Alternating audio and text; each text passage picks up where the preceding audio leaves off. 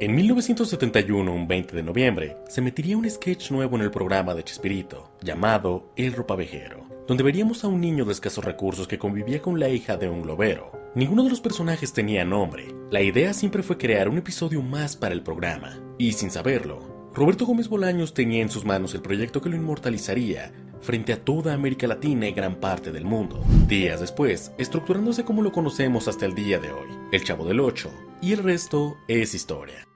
La popularidad del Chavo del Ocho es tal que no somos conscientes de cuánto. Durante su mejor época, el Chavo del Ocho llegó a tener 350 millones de televidentes por semana, superando por mucho otras series contemporáneas como Game of Thrones o Stranger Things, pudiendo en cuanto a niveles de audiencia, enfrentarse a los Simpson cara a cara sin ningún problema. Pero a diferencia de estos, casi toda su audiencia se encontraba concentrada en Latinoamérica, Brasil, Colombia, Chile, Guatemala, Argentina, entre otros. Siendo doblado a más de 20 idiomas como el inglés, japonés y ruso, el Chavo del Ocho estaba llegando a todas partes, pero ni de cerca como lo hizo de este lado del continente.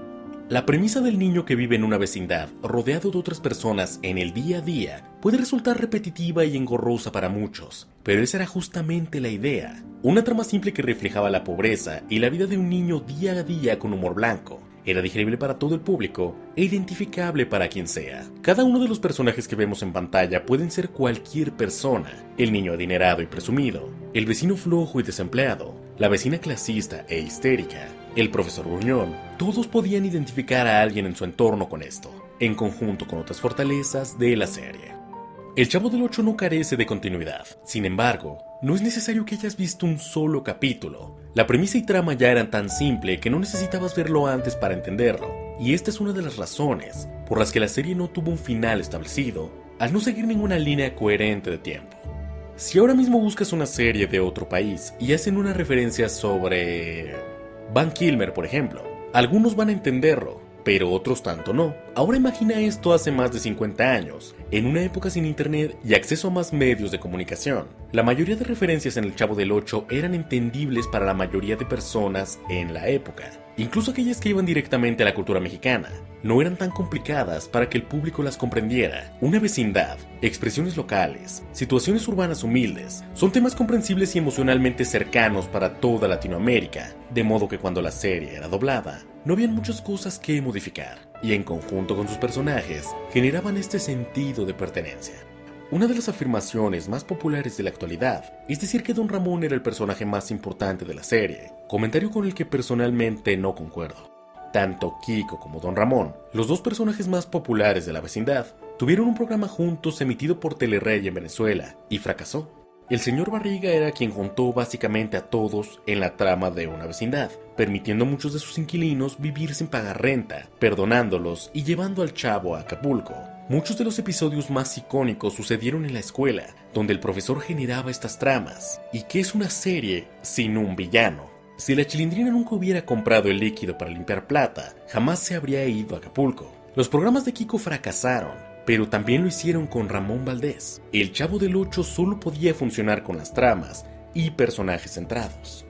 Los diálogos, running gags y referencias del Chavo del Ocho están fríamente calculados para quedarse en la memoria colectiva de las personas, al ser frases muy sencillas de recordar, repitiéndolas cada tanto y asociándolas a un personaje en específico. La venganza nunca es buena, mata el alma y la envenena. A este tipo de frases se les conoce como pareado, donde una estrofa formada por dos versos rima entre sí, utilizada en comerciales justamente para que la recuerdes. Y esta no es ni de cerca la frase más conocida del Chavo del Ocho, apareciendo solo en un par de episodios, pero que quedó en el recuerdo del resto.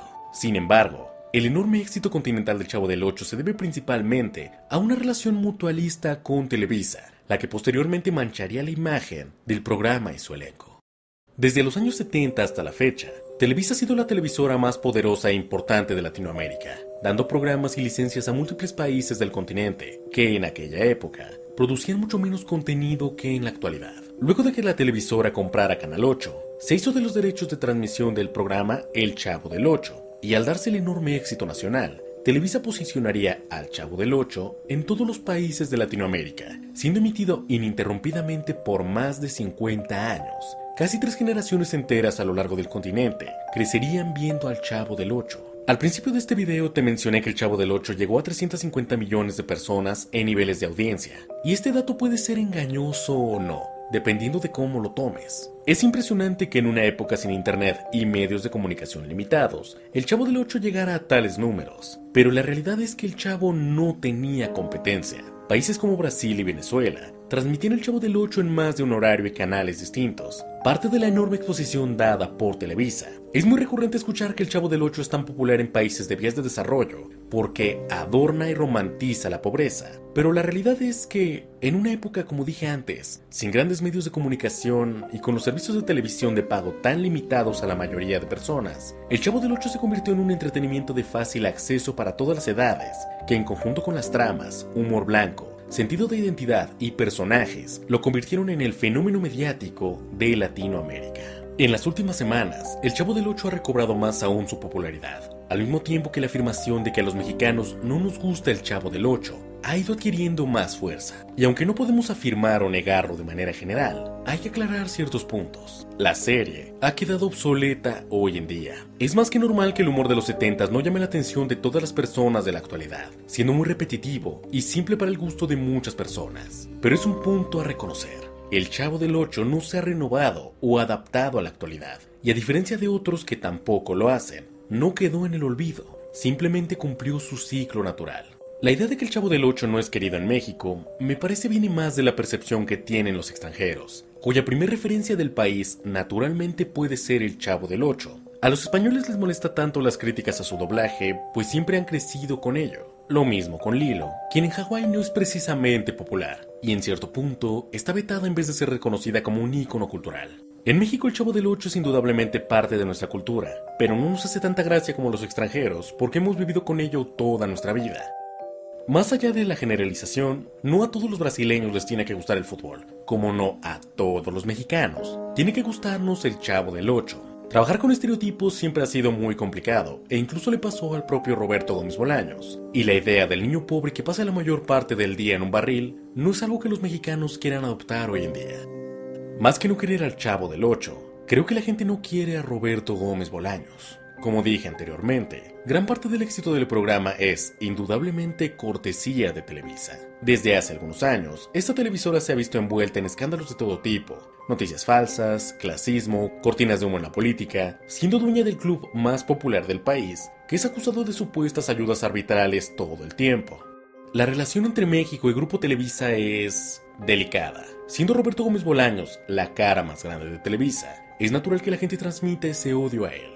Esto sin considerar que en sus últimos años de vida, Roberto Gómez Bolaños se encontró en el foco del escrutinio público por sus declaraciones, política, vida privada y más, trascendiendo al ver cómo Grupo Chespirito explota la imagen del mismo de cualquier forma posible. Y esto es más común de lo que parece. En Argentina, Diego Armando Maradona es una figura casi mesiánica para todos, pero separando a la persona del futbolista, a Diego de Maradona, algunas personas pueden tener opiniones distintas, algo que creo que en México rara vez ocurre, sentenciando a Roberto Gómez Bolaños al mismo tiempo que al Chavo del Ocho. Pero tú, ¿qué piensas? Si este video te ha gustado, apóyame con un like, compartiéndolo y suscribiéndote al canal. Prometo que te quedarás y disfrutarás de todo el contenido que hay a continuación. Yo soy Fernando García. Hasta la próxima.